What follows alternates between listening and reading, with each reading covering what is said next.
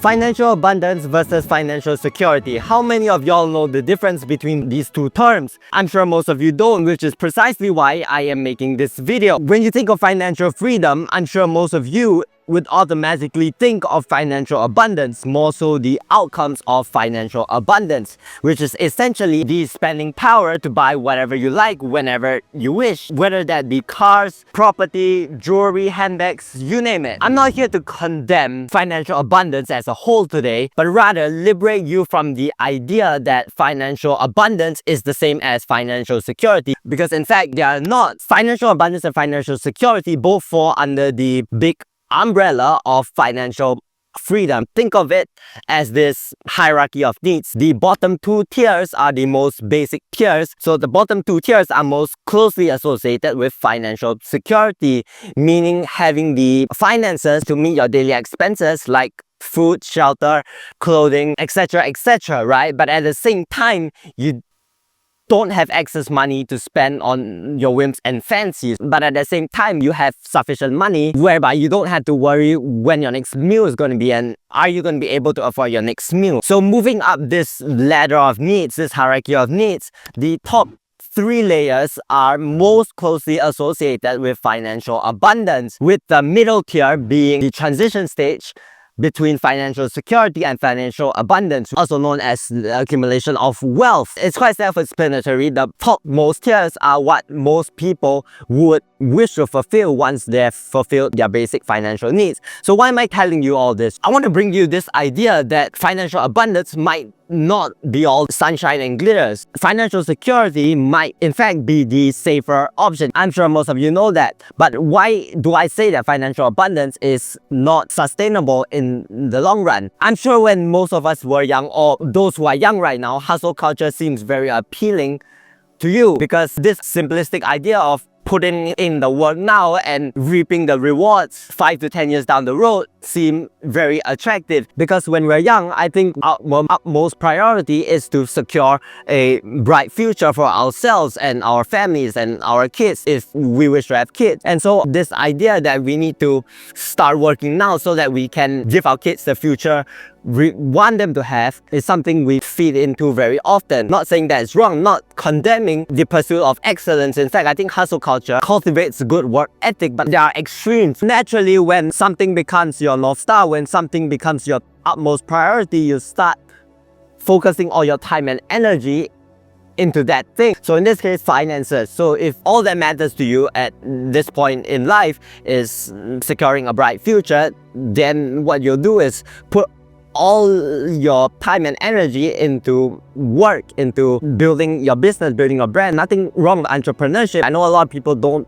like the 9-to-5 grind. I know a lot of people have a distaste for that. In fact, I do too. I think a lot of us can't do well with the 9-to-5 structure, and I get that. But what I'm saying is that when you allocate all your time and energy into your business, you start to neglect your other aspects of life: family, health, building communities, building relationships, all these other aspects of life which money cannot buy. And the worry I have is that if you over prioritize work, you become too caught up with money, and then by the time you've achieved what you wanted to achieve, you might have missed the boat. You might not be able to spend that quality time which you could have when you were younger with your family, with your friends, and even working out. And that is the worry I have for a lot of people who are too engrossed in hustling, is that they miss the boat. And when you get to that point in life, there's nothing you can do to rewind time. Money can't buy time. You can't pay to rewind your time, and that is the scary part. And so is the regrets then worth all the sacrifices you have made? Is all your achievements then worth the regrets? Does it outweigh the regrets? To most of y'all, the answer would be no. That's exactly my point. If your answer is no, then reallocate your time and effort, some of your time and effort, into developing relationships, into developing your health, into gymming, into exercise, into all these things, so that you won't regret not having cultivated these things when you're older. And I spoke about this in my previous video. Money can't buy you happiness. It can buy you things, sure, that bring you happiness, like cars, some of your greatest longings in terms of materialistic items. It can buy you those. But eventually, if you're a depressed person, you'll still be a depressed person.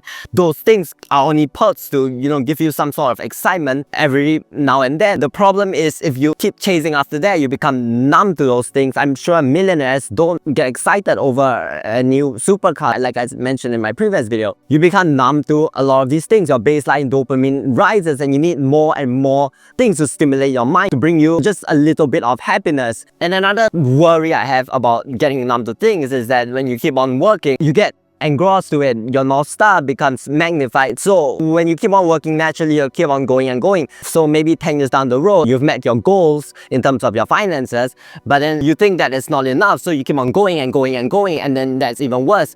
You're not realizing that you might not have much time left with your family, with the people around you. That's the worry I have, is that you take things to the extreme and then there's no way to reverse time once you've gotten to that point in life. Sure, achieving financial security might not be ideal for people in today's society because, we always want more and more. But I think there's beauty in financial security. The beauty of cultivating contentment, of being at peace with whatever we have and not always looking for the next best thing. I think there's beauty to that, right? Of course, we should strive for more, meet our goals, but we should also be content with whatever we have. And that is not something that is talked about enough in today's society because we are living in such a fast-paced world. And another positive about having financial security and not financial abundance is that you have more time that you can reallocate and redistribute into other areas of your life, right? Because if you're forever hustling, like I said, you won't have enough time. There are only 24 hours in a day. You can't possibly hustle 24 hours a day and have leftover excess time to spend time with your families. I know some of you might not think that family and all these other aspects of life are important, but I can tell you that so is cars, so is materialistic items. They won't make you happy. So I think it's better if we reallocate some of our time into all these other areas of our life and at least try. Again, don't get a wrong idea. I'm not telling you not to chase after financial success. I'm not telling you to be lazy because in fact, I think hustle culture brings about good work ethic and teaches you discipline, but don't get too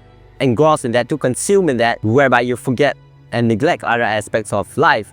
Always have this in mind. Does all that you're accumulating outweigh the regrets you might potentially live with in the future? If your answer is no, then I think you should definitely reallocate some of your time in the present day into other aspects of life.